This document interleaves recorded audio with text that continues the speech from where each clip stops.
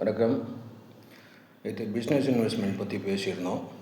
ஒன்று own self investment, இன்னொன்று வந்து லோன், வெளியில் லோன் வாங்கி பிஸ்னஸ் பண்ணுறது.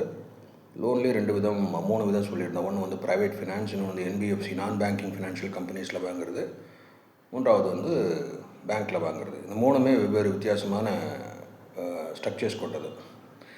இப்போ இதில் நான் நேற்று சொல்லியிருந்தேன், ₹500 வந்து வாங்கினா வேல்யூ எல்லாம் ஒன்று தான். ப்ரைவேட் ஃபினான்ஸில் வாங்கினாலும், என்பிஎஃப்சியில் வாங்கினாலும் அல்லது பேங்க்கில் வாங்கினாலும் அந்த ₹500 வேல்யூ ஒன்று தான். இந்த ₹500 வந்து உங்கள் பிஸ்னஸ்குள்ளே வந்து எப்படி ஒர்க் பண்ணுது அப்படின்றது தான் ரொம்ப முக்கியம்.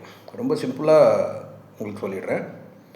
₹500 நீங்கள் பேங்க்கில் வாங்கினீங்கன்னா நீங்கள் ₹500 ப்ராஃபிட் பண்ணி நீங்கள் இன்ட்ரெஸ்ட் மட்டும் பே பண்ணால் போதும்.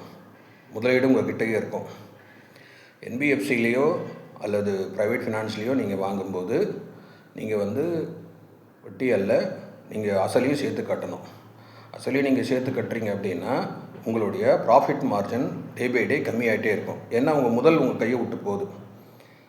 பேங்க்கில் உங்களுடைய முதல் உங்கள்கிட்டயே இருக்கும். பேங்க் ஃபண்டில் உங்கள் முதல் உங்கள்கிட்டயே இருக்கும். ப்ரைவேட் ஃபினான்ஸில் என்பிஎஃப்சிலேயோ பணம் இருக்கிற மாதிரி இருக்கும், ஆனால் இருக்காது. ஒரு 3 மாதம் 6 மாதம் கழிச்சு ஸ்ட்ரகிள் பண்ணுவீங்க கட்டுறதுக்கு. ஏன்னா உங்கள் ப்ராஃபிட் மார்ஜின் கம்மியாகும். ப்ராஃபிட் மார்ஜின் ஏன் கம்மியாகுதுன்னா, பிஸ்னஸில் எந்த பிரச்சனையும் இல்லை, உங்களோட அசல், உங்களோட முதல் உங்கள்கிட்ட இல்லை. முதல் கம்மியாகும். ₹500 ₹50 போது ₹400 ₹40 தான் கிடைக்கும். ₹400 தான் கிடைக்கும். ₹40 தான் கிடைக்கும் ₹400. அப்போது என்ன ஆகுதுன்னா கம்மியாகும். அதை நீங்கள் என்ன பண்ணுவீங்க, அதை மேக்கப் பண்ணுறதுக்கு இன்னொரு லோன் வாங்குவீங்க. ஸோ அதில் கமிட்மெண்ட் வரும். அது 2 லோனையும் வந்து படுற ஸ்ட்ரகிளுக்கு வந்து இன்னொரு லோன் வாங்குவீங்க. இப்படி தான் பல பேர் வந்து, நான் சந்திக்கும் பல பேர் வந்து கண்ணீர் விட்டு கதறுவது இந்த ப்ரைவேட் ஃபினான்ஸ் வாங்கி, என்பிஎஃப்சி வாங்கி. பிஸ்னஸில் அவங்களுக்கு எந்த பிரச்சனையும் இல்லை. பிஸ்னஸ் நல்லாயிருக்கும், அறிவு இருக்கும், திறமை இருக்கும், உழைப்பு இருக்கும், முயற்சி இருக்கும்.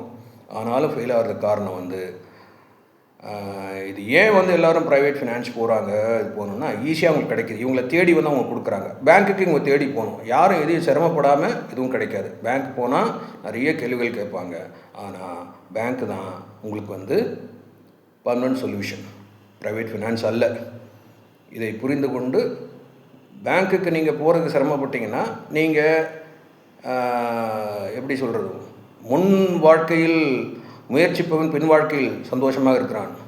முன் வாழ்க்கையில் எல்லாத்தையும் தவற விட்டவன் சந்தோஷமாக இருக்குன்னு நினைக்கிறேன், பின் வாழ்க்கையில் கஷ்டப்படுறான்ற மாதிரி தான் இதோட பிஸ்னஸ்லேயும். இதை நீங்கள் புரிஞ்சுக்கிட்டு இதை கிளாஸிஃபை பண்ணிக்கோங்க.